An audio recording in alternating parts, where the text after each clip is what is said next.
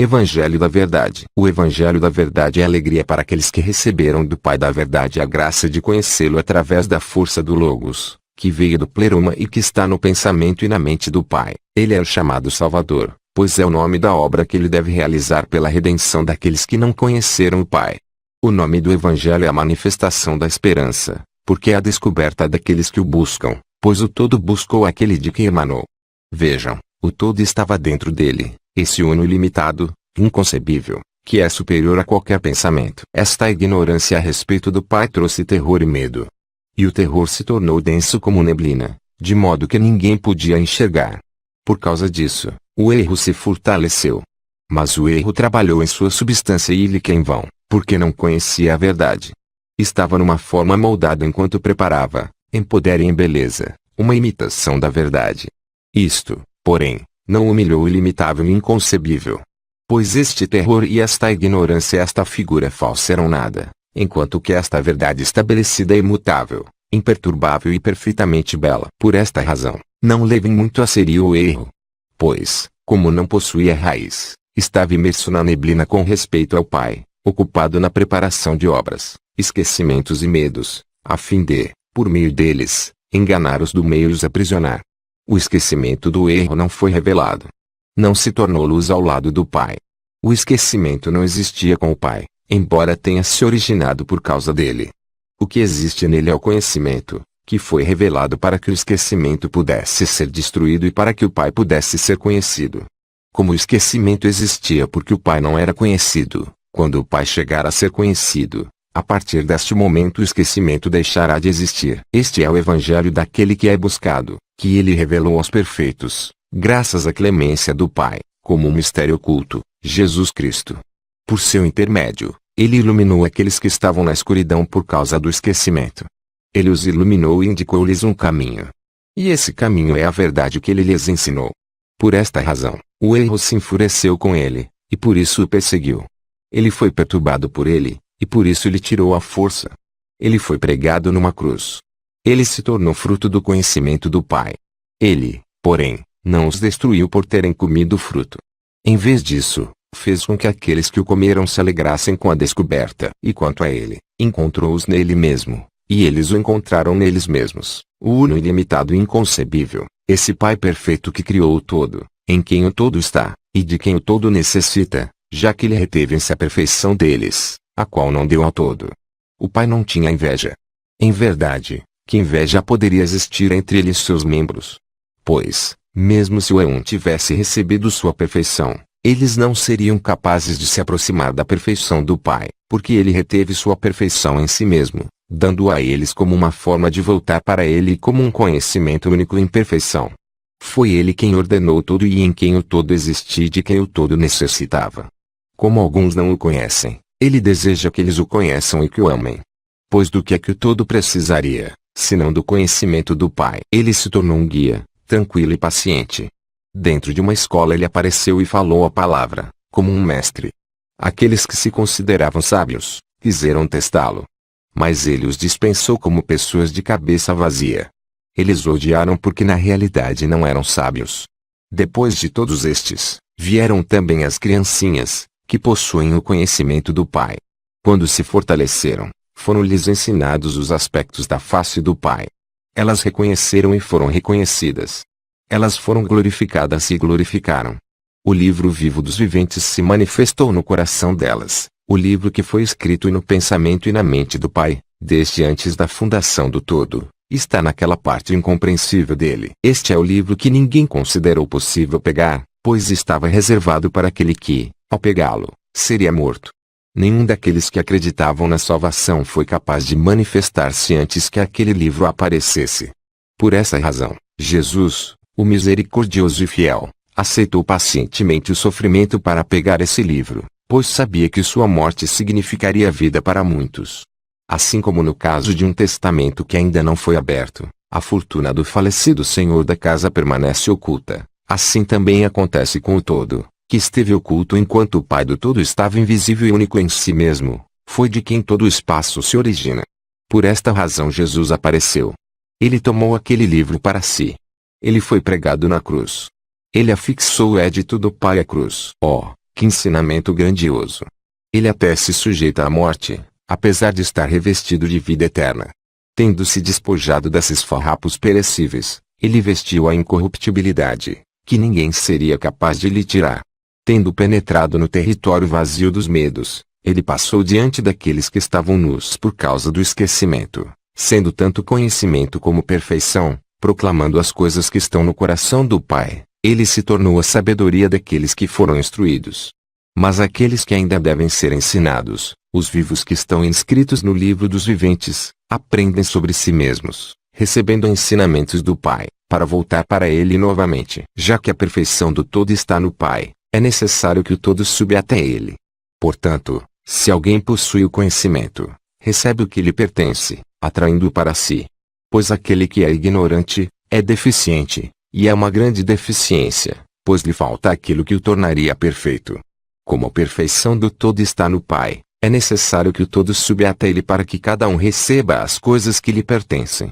Ele as registrou antecipadamente, tendo-as preparado para serem dadas àqueles que vieram dele. Aqueles cujo nome ele conhecia primeiro foram, por fim, chamados. Portanto, aquele que possui conhecimento é aquele cujo nome o Pai pronunciou. Pois aquele cujo nome não foi pronunciado é ignorante. Em verdade, como é que alguém ouvirá se seu nome não foi pronunciado? Pois aquele que permanece ignorante até o fim é uma criatura do esquecimento e perecerá assim. Se não fosse assim, por que estes miseráveis não têm nome, porque não foram chamados? Portanto, se alguém possui conhecimento, é um ser que vem do alto. Se ele foi chamado, ele ouve, responde, e se volta para aquele que o chamou e soube até ele sabe de que maneira é chamado. Possuindo conhecimento, faz a vontade daquele que o chamou. Ele deseja agradá-lo e encontra paz. Ele recebe um determinado nome. Aquele que, portanto, tiver conhecimento, sabe de onde veio e para onde vai.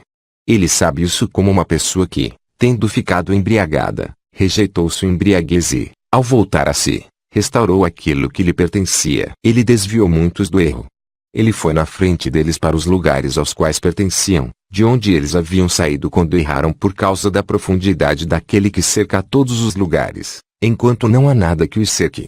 Foi uma grande maravilha que eles estivessem no Pai sem o conhecerem e que fossem capazes de partir por sua própria vontade, já que não eram capazes de conter e conhecer aquele em quem estavam, pois em verdade a vontade dele não saiu dele. Pois ele a revelou como um conhecimento com o qual todas as suas emanações concordam, ou seja, o conhecimento do livro dos vivos que ele revelou aos éons como suas letras, expondo-lhes que não são meramente vogais nem consoantes, como uma leitura sem sentido, ao contrário, são letras que transmitem a verdade. São pronunciadas somente quando conhecidas. Cada letra é uma verdade perfeita como um livro perfeito, pois são letras escritas pela mão da unidade, já que o Pai as escreveu para os éons, para que eles, por meio das letras, pudessem vir a conhecer o Pai. Enquanto sua sabedoria medita sobre o Logos, e já que seu ensinamento o expressa, seu conhecimento foi revelado. Sua honra é uma coroa sobre sua cabeça. Como sua alegria concorda com o conhecimento, sua glória o exaltou. Revelou sua imagem. Obteve sua paz. Seu amor tomou forma corpórea. Sua confiança o abraçou. Portanto, o Logos do Pai vai para o todo, sendo o fruto de seu coração e a expressão de sua vontade. Ele sustenta o todo.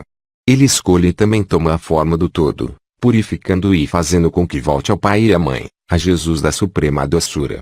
O Pai abre seu peito, mas seu peito é o Espírito Santo. Ele revela seu ser oculto que é o seu Filho, para que, através da compaixão do Pai, os éons possam conhecê-lo, concluir sua busca esgotante pelo Pai e repousar nele, sabendo que isto é o repouso. Depois que ele completou aquilo que estava incompleto, dispensou a forma. A forma disto, isto é, aquilo que estava incompleto, é o imundo, aquilo que ele serviu. Pois onde existe a inveja e a luta, existe imperfeição, mas onde existe unidade, existe perfeição. Como esta imperfeição aconteceu porque o Pai não era conhecido, quando o Pai for conhecido, a imperfeição no mesmo instante cessará de existir. Como a ignorância de alguém desaparece quando obtém conhecimento, e como as trevas desaparece quando aparece a luz, assim também a imperfeição é eliminada pela perfeição.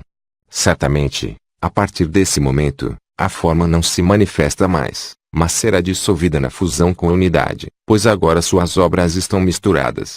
Com o tempo, a unidade completará o espaço. Por meio da unidade cada um se entenderá. Por meio do conhecimento se purificará da diversidade com uma visão da unidade, consumindo a matéria dentro de si mesmo como fogo e escuridão são devorados pela luz, a morte pela vida. Certamente, se essas coisas aconteceram a cada um de nós, cabe-nos pensar sobre tudo para que a casa se torne santa e silenciosa para acolher a unidade. Da mesma maneira que pessoas que se mudaram de uma vizinhança, se elas possuem vasos imprestáveis, normalmente os quebram. No entanto, o dono da casa não sofre com a perda, mas se rejubila, pois no lugar desses vasos defeituosos terá aqueles que são completamente perfeitos. Pois este é o julgamento que veio do alto e que julgou cada pessoa, uma espada desembainhada de 2 gumes que corta deste e daquele lado. Quando ele apareceu, isto é, o Logos, que está no coração daqueles que o pronunciam, não era apenas um som mas se tornou um corpo. Uma grande perturbação ocorreu no meio dos vasos, pois alguns tinham sido esvaziados, outros enchidos, alguns foram guardados, outros descartados, alguns foram purificados, outros quebrados. Todos os espaços foram abalados e perturbados pois não possuíam ordem nem estabilidade. O erro foi perturbado sem saber o que fazer. Ficou preocupado, lamentou-se, ficou fora de si porque não sabia de nada. Quando o conhecimento, que é sua abolição, aproximou-se dele com todas as suas emanações, o erro ficou vazio, já que não havia nada dentro dele. Apareceu a verdade, todas as suas emanações o reconheceram. Saudaram o Pai com um poder que é completo e que as liga a ele. Pois cada um ama a verdade porque a verdade é a boca do Pai. Sua língua é o Espírito Santo, que o liga à verdade, afixando a boca do Pai pela sua língua, na ocasião em que ele receberá o Espírito Santo. Esta é a manifestação do Pai e sua revelação a seus eons. Ele revelou o seu ser oculto e o explicou. Pois quem é que existe senão o próprio Pai? Todos os espaços são suas emanações. Eles sabiam que se originam dele como filhos de um homem perfeito. Eles sabiam que ainda não haviam recebido afora nenhum nome, cada um destes gerados pelo Pai. Se eles, nesta ocasião, recebem forma através de seu conhecimento, embora estejam realmente nele, não o conhecem. Mas o Pai é perfeito. Ele conhece cada espaço que há nele. Se for de seu agrado, ele revela quem ele quiser, dando-lhe uma forma e um nome, e ele lhe dá um nome e o traz para a existência. Aqueles que ainda não existem ignoram aquele que os criou. Eu não digo, portanto, que aqueles que ainda não existem são nada. Mas estão nele que irá querer que existam quando for de seu agrado, como o acontecimento que ainda está por vir. Por um lado, ele sabe, antes que qualquer coisa seja revelada, o que ele produzirá. Por outro lado, o fruto que ainda não foi revelado não sabe de nada e é nada. Assim, cada espaço que, por sua parte, está no Pai provém do existente, que, por sua parte, o estabeleceu do não existente. Aquele que não existe, jamais existirá. O que é, então, que ele quer que ele pense? Eu sou como as sombras e os fantasmas da noite. Quando chega a manhã, este sabe que o medo que ele sentiu era nada. Assim eles eram ignorantes a respeito do Pai, ele é aquele que eles não viam. Como houve medo e confusão e falta de confiança e duplicidade de pensamento e de visão, havia muitas ilusões concebidas por ele. O primeiro, bem como ignorância vazia, como se eles estivessem profundamente adormecidos e se vissem vítimas de sonhos. Ou existe um lugar para onde eles fogem, ou lhes falta força quando vêm, tendo perseguido coisas não identificadas. Ou eles desferem golpes, ou eles mesmos recebem arranhões. Ou eles caem de lugares altos, ou saem voando pelo ar, embora não tenham asas. Outras vezes, é como se determinadas pessoas estivessem tentando matá-los, mesmo que não haja ninguém os perseguindo. Ou, eles mesmos matam aqueles que estão a seu lado, pois estão manchados com o sangue deles. Até o momento em que aqueles que estão passando por todas estas coisas, quero dizer aqueles que vivenciaram todas estas confusões, despertam, eles nada veem porque os sonhos são nada. E assim que aqueles que se desfazem da ignorância como ovelhas, não consideram que seja alguma coisa, nem consideram suas propriedades serem algo real, mas renunciam a elas como um sonho noturno e consideram o conhecimento do Pai como a aurora. E assim que cada um tem agido, como se estivesse adormecido, durante o tempo em que foi ignorante e então chega a entender, como se estivesse despertando. E bem-aventurado é o homem que recupera seus sentidos e desperta. Em verdade, Abençoado é aquele que abriu os olhos dos cegos. E o Espírito se apressou até ele e o despertou. Deu a mão àquele que estava deitado inerte no solo, colocou-o firme nos seus pés, pois ele ainda não havia se erguido. Ele lhes deu meios de ter o conhecimento do Pai e a revelação de seu Filho. Pois quando eles o viram e ouviram, ele lhes permitiu provar e cheirar e tocar o Filho amado. Ele apareceu, informando-os sobre o Pai, o uno e ilimitável. Ele inspirou-os com aquilo que está na mente, enquanto fazia sua vontade. Muitos receberam a luz e se voltaram para ele. Mas os homens materiais são estranhos a ele e não discerniram sua imagem nem o reconheceram.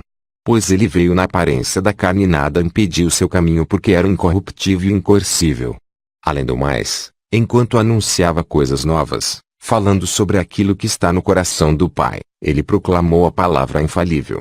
A luz falou através de sua boca, e sua voz emitia luz. Ele lhes deu pensamento e entendimento e misericórdia e salvação e o espírito da força, derivado da infinitude do Pai, e doçura. Ele fez cessar os castigos e os suplícios, pois eram estes que faziam com que muitos necessitados de misericórdia se desgarrassem dele no erro e incorrentes, e ele os destruiu poderosamente e zombou deles com o conhecimento. Ele se tornou o caminho para aqueles que se desgarraram e conhecimento para aqueles que eram ignorantes, descoberta para aqueles que buscavam, e apoio para aqueles que vacilavam, pureza para aqueles que foram maculados. Ele é o pastor que deixou as 99 ovelhas que não se haviam desgarrado e foi em busca daquela que estava perdida. Ele se alegrou quando a encontrou. Pois 99 é um número contido na mão esquerda. O momento em que encontra aquela perdida, porém, o número inteiro é transferido para a mão direita.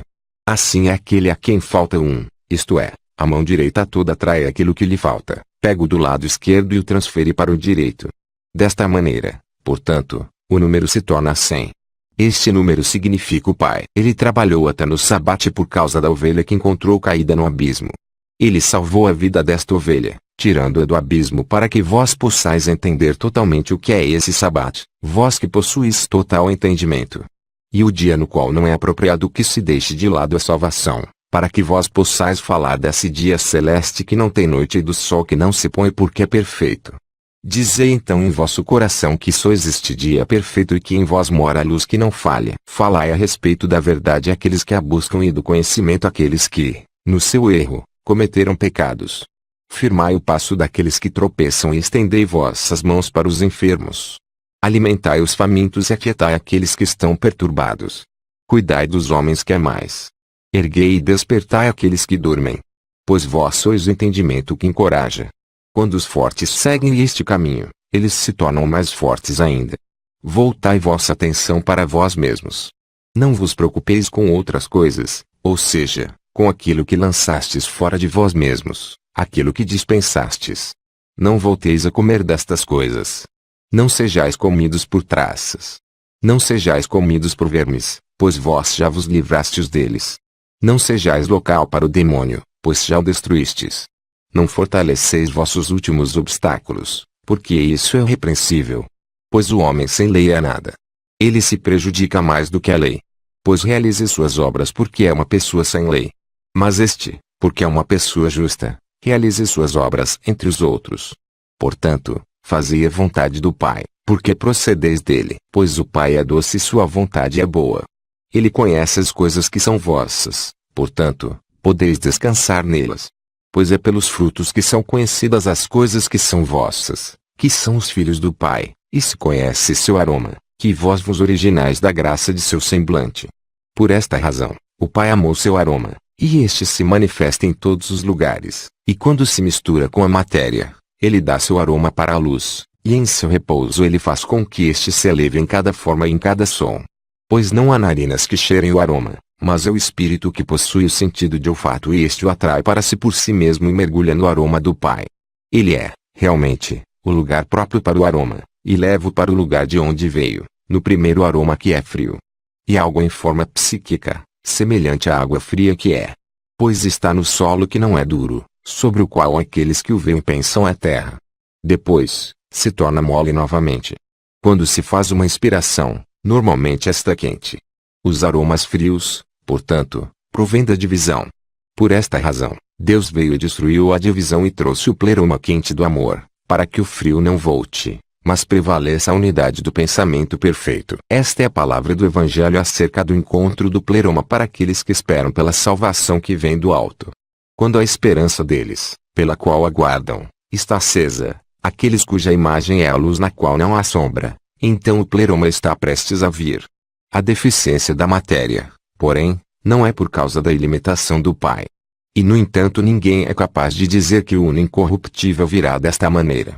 Mas a profundeza do Pai está aumentando, e o pensamento do erro não está com ele. E uma questão de cair e uma questão de ser prontamente erguido ao encontrar aquele que veio e aquele que quer voltar. Pois esta volta é chamada arrependimento. Por esta razão, respirou a incorrupção. Ela seguiu aquele que pecou, para que lhe encontre a paz. Pois o perdão é aquilo que permanece para a luz na deficiência, a palavra do pleroma. Pois o médico se apressa para o lugar no qual existe a doença, porque este é o seu desejo. O doente está numa condição deficiente, mas ele não se esconde porque o médico possui aquilo que lhe falta. Desta maneira, a deficiência é preenchida pelo pleroma, que não possui deficiência, que se deu a si mesmo para preencher aquele que é deficiente, para que a graça possa elevá-lo, então, da região que é deficiente e não possui graça. Por causa disto uma diminuição ocorreu no lugar em que não há graça, a região onde aquele que é pequeno, que é deficiente, fica preso. Ele se revelou como um pleroma, isto é, a descoberta da luz da verdade que luziu para ele, porque ele é imutável. Por esta razão, aqueles que foram perturbados falaram sobre Cristo no seu meio para que pudessem receber uma resposta e para que ele pudesse ungí-los com o unguento. O unguento é a piedade do Pai, que terá misericórdia deles. Mas aqueles que ele ungiu são os perfeitos. Pois os frascos cheios são aqueles que costumam ser usados para ungir. Mas quando se conclui uma unção, normalmente o frasco fica vazio, e a causa de sua deficiência é o consumo do unguento. Pois então uma inspiração se produz apenas por meio da força que se tem. Mas aquele que não tem deficiência, não confia em ninguém além dele nem despeja nada. Aquele que é deficiente volta a ser preenchido pelo Pai perfeito. Ele é bom. Ele conhece suas plantações porque foi ele quem as plantou em seu paraíso. E seu paraíso é seu lugar de repouso. Esta é a perfeição no pensamento do Pai e estas são as palavras de sua reflexão. Cada uma de suas palavras é obra de sua única vontade para a revelação de seu Logos. Como estavam na profundeza de sua mente, o Logos, que foi o primeiro a surgir, fez com que elas aparecessem, junto com um intelecto que fala a palavra única por meio de uma grande graça. Foi chamado pensamento, pois as palavras estavam nele antes de se manifestarem. Aconteceu, então, que o pensamento foi o primeiro a surgir, no momento agradável à vontade daquele que o desejou, e está na vontade o repouso do Pai, com o que se compraz. Nada acontece sem o Pai, nem ocorre algo sem a vontade do Pai. Mas sua vontade é incompreensível. Sua vontade é seu sinal, mas ninguém pode conhecê-la. Nem é possível que alguém se concentre nela para possuí-la. Mas o que ele quer acontece no momento que ele o quer, mesmo quando o espetáculo não agrada a ninguém, é a vontade de Deus. Pois o Pai conhece a origem de todos eles, bem como seu fim. Pois quando o fim deles chega, ele os questionará diretamente. O fim, ora, é o reconhecimento daquele que está oculto, isto é, o Pai, de quem surgiu o início e para quem retornam todos os que vieram dele. Pois eles foram manifestados para a glória e a alegria de seu nome. E o nome do Pai é o Filho. Foi ele quem, no início, deu um nome para aquele que emanou dele, ele próprio, e o gerou como filho. Ele lhe deu o nome que lhe pertencia, ele, o Pai que possui tudo que existe ao seu redor. Dele é o nome, dele é o Filho. Eles podem ver primeiro. O nome, porém, é invisível, pois ele sozinho é o mistério do invisível, destinado a penetrar nos ouvidos que são completamente preenchidos por ele, por meio da ação do Pai. Além do mais, quanto ao Pai, seu nome não é pronunciado, mas é revelado através do Filho.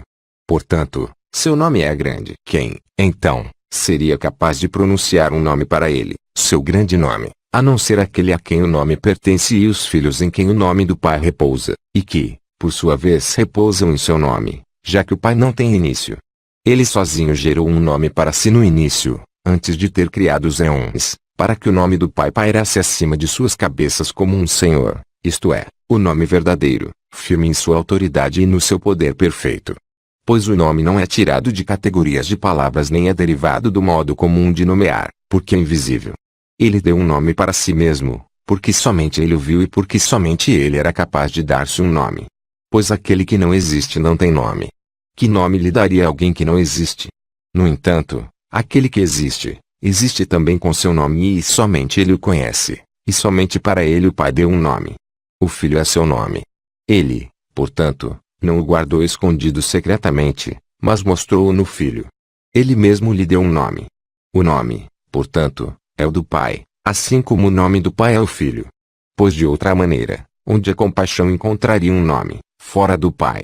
Mas alguém provavelmente dirá a seu companheiro, quem daria um nome a alguém que existiu antes dele, como se, em verdade, os filhos não recebessem seu nome daqueles que os fizeram nascer. Acima de tudo, então, cabe a nós repensar este ponto, o que é o nome? E o nome verdadeiro? E, na realidade, o nome que veio do Pai, pois é ele quem possui o nome. Ele não tomou o nome emprestado, como no caso de outros, de acordo com a maneira particular como cada um é gerado. Este, então, é o nome de autoridade. Não há ninguém mais a quem ele o tenha dado. Mas permaneceu não nomeado, não pronunciado, até o momento em que ele, que é prefeito, o pronunciou, e somente ele teve o poder de pronunciar seu nome e vê-lo. Quando lhe agradou, então, que seu filho fosse seu nome pronunciado e quando ele deu-lhe este nome, aquele que veio da profundeza falou de seus segredos, porque sabia que o Pai era a bondade absoluta. Por esta razão, de fato, ele o enviou para que ele pudesse falar a respeito do lugar de repouso do qual ele havia surgido, e que pudesse glorificar o pleroma, a grandeza de seu nome e a doçura do Pai. Cada um falará a respeito do lugar do qual surgiu, e se apressará a voltar uma vez mais à região da qual recebeu seu ser essencial. E saiu daquele lugar, o lugar onde estava, porque provou daquele lugar, enquanto era alimentando e crescia. E seu próprio lugar de repouso é seu pleroma. Todas as emanações do Pai, portanto, são pleromas, e todas as suas emanações têm suas raízes naquele que fez com que todas elas crescessem dele. Ele determinou um limite. Elas, então, se manifestaram individualmente para que pudessem ser em seu próprio pensamento, pois aquele lugar para o qual elas estendem seu pensamento é sua raiz, que as eleva por todas as alturas até junto ao Pai. Elas alcançam sua cabeça, que é repouso para elas, e permanecem ali perto, dizendo assim que compartilharam de sua face por meio de abraços. Mas as desse tipo não foram manifestadas, porque não se superaram. Nem foram privadas da glória do Pai nem o consideravam pequeno, nem amargo, nem irado, mas absolutamente bom, imperturbável, doce, conhecedor de todos os espaços antes de eles terem existido e sem necessidade de ser esclarecido. Assim são aqueles que possuem do alto alguma coisa desta grandiosidade imensurável, enquanto se esforçam em direção desse uno único e perfeito que lá está para eles. E eles não descem ao Hades. Eles não têm dentro deles nem inveja nem lamentação, nem a morte. Mas repousam naquele que repousa, sem se esgotar nem se enredar na busca da verdade. Mas eles, de fato, são a verdade, e o Pai está neles, e eles estão no Pai, pois são perfeitos, inseparáveis dele que é verdadeiramente bom. Não lhes falta nada, mas repousam e são revigorados pelo Espírito. E ouvem sua raiz, e se comprazem em si mesmos, aqueles em quem ele encontrará sua raiz, e não sofrerá dano para sua alma. Assim é o lugar dos abençoados, este é o lugar deles. Quanto ao resto, então, que saibam, cada um no seu lugar, que não me convém, depois de ter estado no lugar de repouso, dizer nada mais. Mas eu estarei nele para me dedicar, por todos os tempos, ao Trai do todo e os verdadeiros irmãos, sobre quem o amor do Pai jorra, e onda nada falia. São eles que se manifestam verdadeiramente, pois estão nessa vida verdadeira e eterna e falam da luz perfeita preenchida da semente do Pai, e que está em seu coração e no pleroma, enquanto seu espírito se rejubila nela e glorifica aquele em quem existe, porque o Pai é bom. E seus filhos são perfeitos e dignos de seu nome, porque ele é o Pai. Estes são os filhos que ele ama. Fim.